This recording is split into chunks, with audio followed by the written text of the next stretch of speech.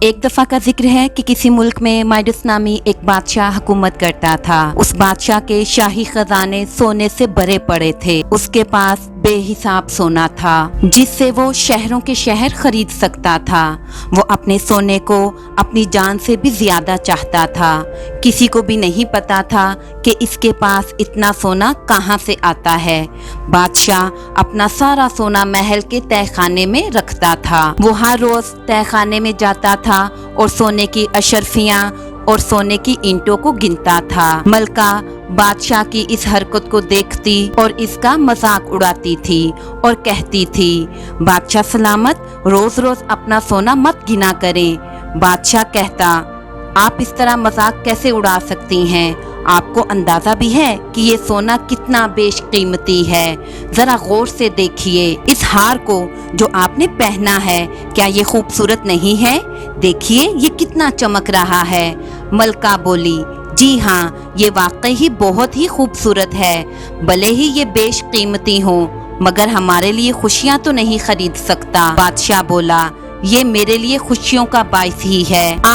آپ کبھی نہیں سمجھیں گی ملکہ، بھلا دنیا میں اس سے بھی زیادہ کوئی خوبصورت چیز ہو سکتی ہے؟ ملکہ بادشاہ کی اس بات سے اتفاق نہیں کرتی ہے، مگر وہ جانتی تھی کہ بادشاہ سے بحث کرنے کا کوئی فائدہ نہیں ہے۔ بادشاہ کی سونے کی چاہ دن بدن بڑھتی جا رہی تھی۔ اس کو سونے سے اتنی محبت تھی کہ اس نے اپنی بیٹی کا نام میری گولڈ رکھ دیا۔ میری گولڈ بہت ہی زندہ دل تھی، ہر چھوٹی چیز میں خوبصورتی دیکھ لیتی تھی۔ وہ ہمیشہ اپنے ابا سے کہتی، ابا جان، یہ دیکھیے کتنے خوبصورت پھول ہیں، دیکھیے شبنم کیسے گھاس پر چمک رہی ہے۔ تو بادشاہ جواب میں کہتا، کیا یہ شبنم سونے جیسی چمکدار ہے بیٹا؟ آپ نہیں سمجھو گی کہ اصل خوبصورتی کیا ہے۔ اپنی ماں کی طرح میری گولڈ بھی یہ بات نہیں سمجھ پائی کہ سونا بھلا پھول سے زیادہ حسین کیسے ہو سکتا ہے یا شبنم سے حسین کیسے ہو سکتا ہے۔ یوں ہی وقت گزرتا گیا۔ اب بادشاہ اپنا زیادہ تر وقت اکیلے تہہ خانے میں گزارنے لگا۔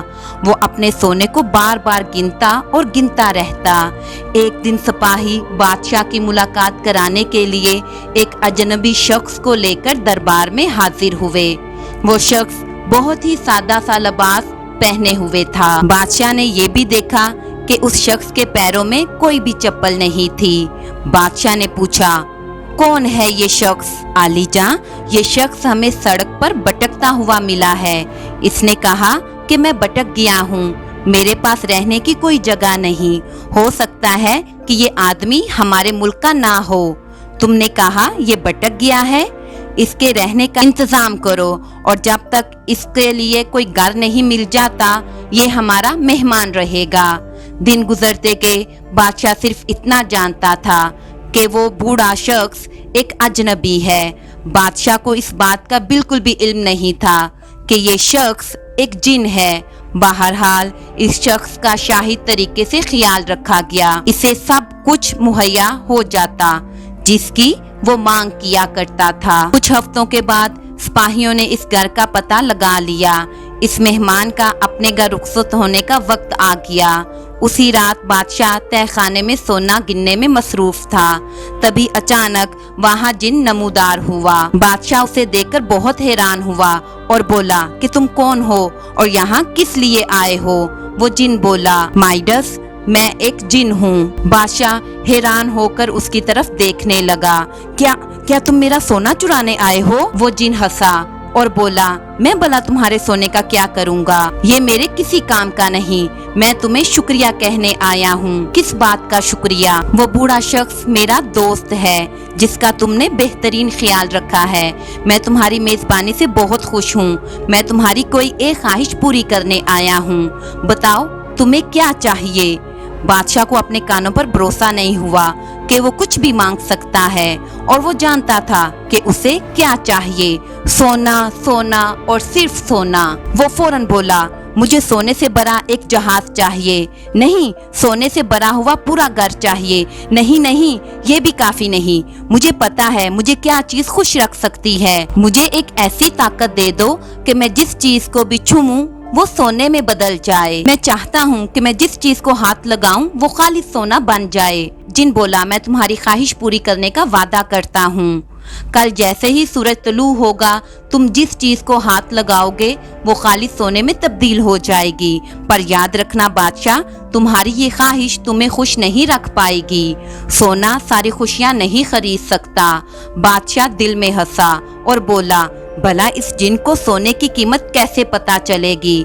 मैं अब सारी दुनिया का सबसे अमीर और खुशहाल शख्स बन जाऊंगा। बादशाह खुशी के मारे सारी रात सो नहीं पाया। वो शिद्दत से सुबह होने का इंतजार कर रहा था। सुबह हुई, बादशाह बहुत बेचैन था ये जानने के लिए कि इसके छूने से चीजें सोने में तब्दील होती हैं या नहीं। इसने अपने बिस्तर को हाथ लगाया तो वो सोने में तब्दील हो गया। फिर बादशाह हर इस चीज को छूने लगा जहाँ तक इसका हाथ जा सकता था।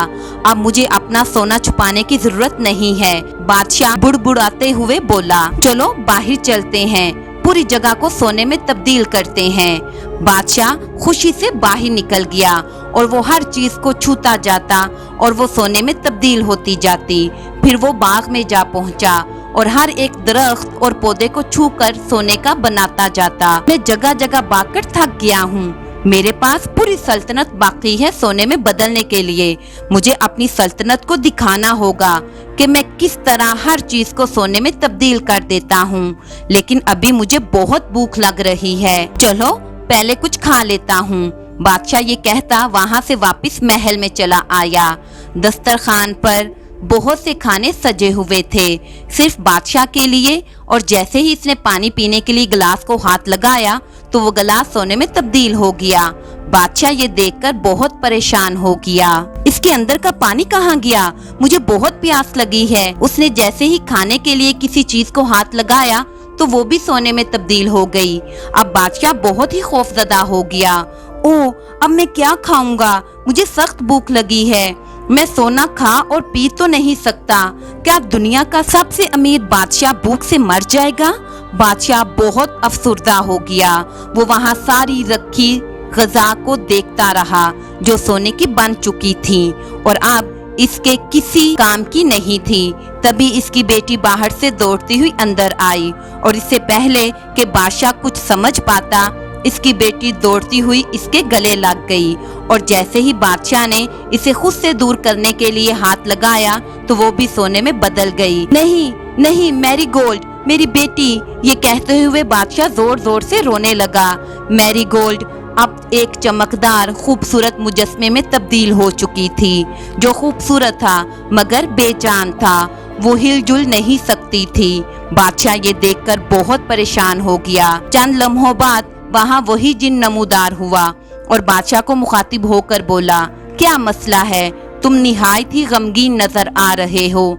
अभी तो कुछ ही वक्त गुजरा है तुम्हारी ख्वाहिश को पूरा हुए। क्या तुम्हारी कोई दूसरी ख्वाहिश है? ओ खुदाया, मैं आपके सामने माफी की भीख मांगता हूँ।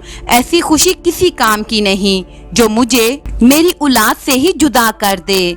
मैं इन चीजों का क्या करूँगा जो खालिस सोने की बनी हैं? मैं इन्हें खा भी नहीं सकता। मैं सोने के पानी का क्या करूँ जो मेरी प्यास ही नहीं बुझा सकता। मेरी असली खुशी तो मेरी बेटी है पर वो अब कुछ बोल नहीं सकती। मैं ऐसे खालिस सोने का क्या करूं जिसने मेरी बच्ची को मुझसे जुदा कर दिया है। अब मुझे समझ आ गया है कि असल खुशी क्या है।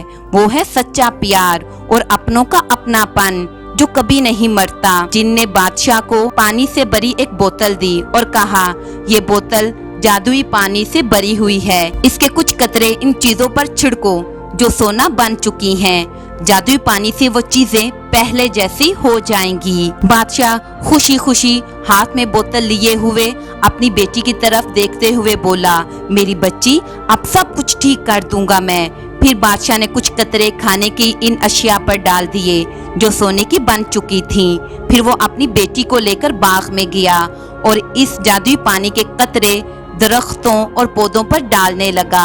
बादशाह ने पहली बार कुदरती मनासिर को दिल से महसूस किया। सारी चीजों को अपनी असली कुदरती शक्ल में तब्दील करने के बाद बादशाह अपनी बेटी और मलका के साथ नाश्ते की मेज पर रखी वो अशिया खाने लगा जो वहाँ मौजूद थी। इससे पहले बादशाह को नाश्ता इतना लजीज और मज़े का नहीं लगा था। इसने बहुत सा पानी पिया और अपनी प्यास को बुझाया। बादशाह की बेटी और उसकी मलका दोनों इस नज़ारे को देखकर हैरान हो रही थी। अब बादशाह ने सोना गिनना बंद कर दिया था जो इसने तय खाने में महफूज कर रखा था, और अब अपना वक्त अपनी बेटी और बीवी के साथ गुजारने लगा था। अब वो अपने इर्द गिर्द मौजूद छोटी चीज़ों का भी लुत्फ उठाने लगा था। अब वो असल में दुनिया का अमीर तरीन इंसान बन चुका था।